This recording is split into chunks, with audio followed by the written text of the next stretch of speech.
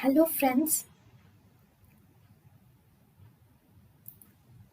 welcome to Creative Medicine. In this lecture, we will learn about.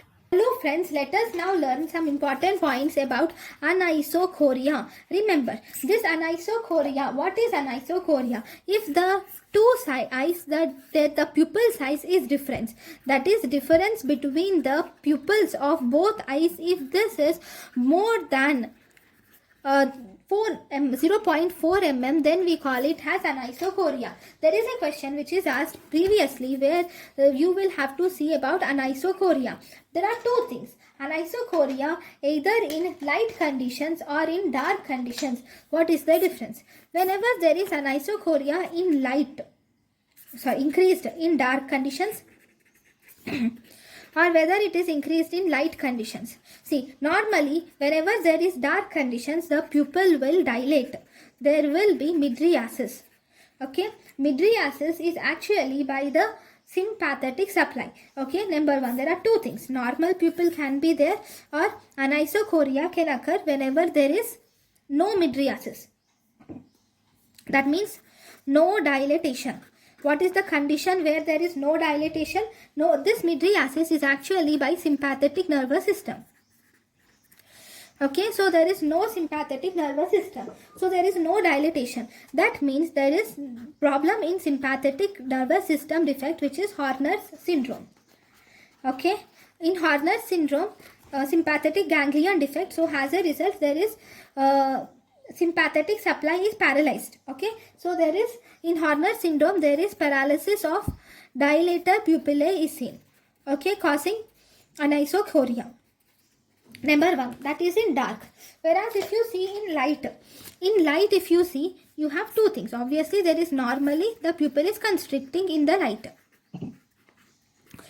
Whereas if it is abnormal, that means there is no constriction. Normally the pupil should constrict, but here there is no constriction. So why is there no constriction? For this you will have to see two things. Once, if there is no constriction on light, then you will look at ocular motility. Now, if the ocular motility is abnormal, then it is third nerve palsy. Okay, then if the ocular motility is normal, then you should do one thing. Then you should look for give 0.125% of pilocarpine. Now, when you give 0.125% of pilocarpine, what does this pilocarpine do?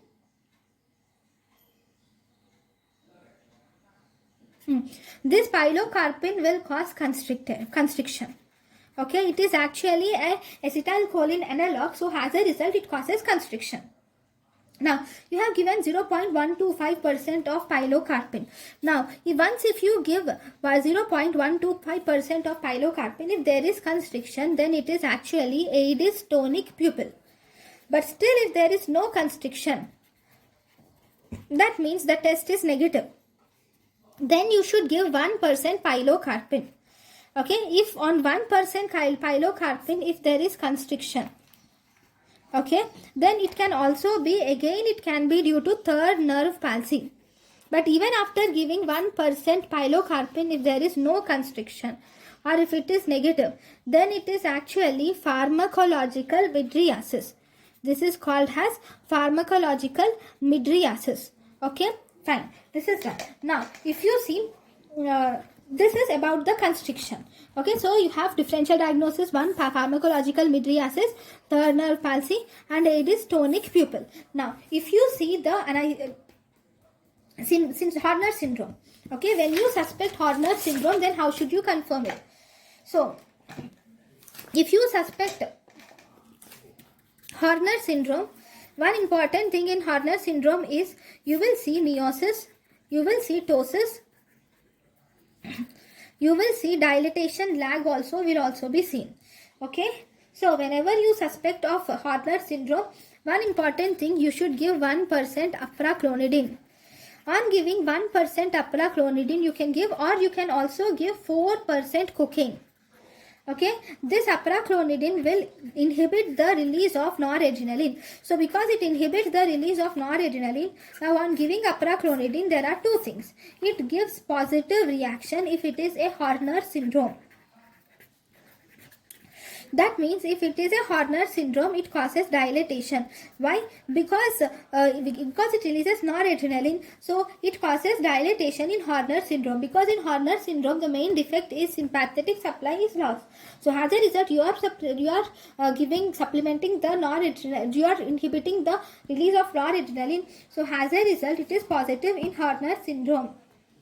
Then, if there is no dilatation, then what do you do? If there is no dilatation, then it is normal. Okay, so this apraclonidine is actually preferred. Why?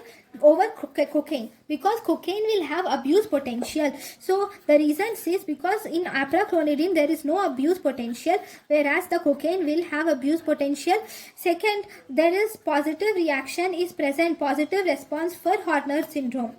For Horner syndrome, you will see positive response, so this is preferred. Then second, we have cocaine. Then in the cocaine,